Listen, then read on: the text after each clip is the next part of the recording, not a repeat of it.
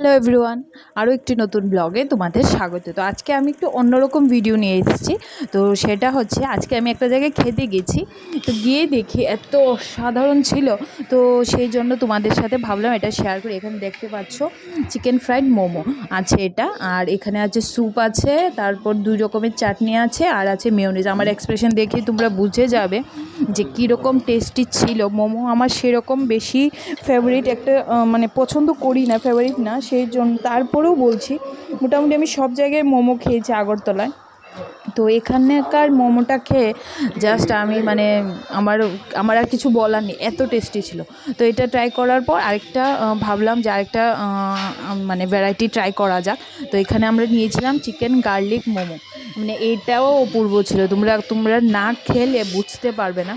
মানে আমি তো জাস্ট ফিদা হয়ে গেছি। আমি এখন মানে আমার এখন মোমো একদম ফেভারিট হয়ে গেছে। আমি যদি খাই মানে নেক্সট আর মানে কোনো দিন, তো আমি অবশ্যই এখানটায় যাব। তো আমি লিস্ট করে এসেছি নেক্সট আবার কবে যাব আর কি খাবো। এখানে মোমোর অনেক রকম ভ্যারাইটি আছে।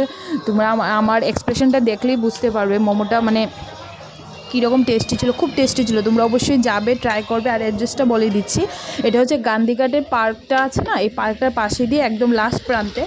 ঠিক জায়গাটা আমার জানা নেই, তোমরা অবশ্যই যাবে আর ট্রাই করবে। বাই।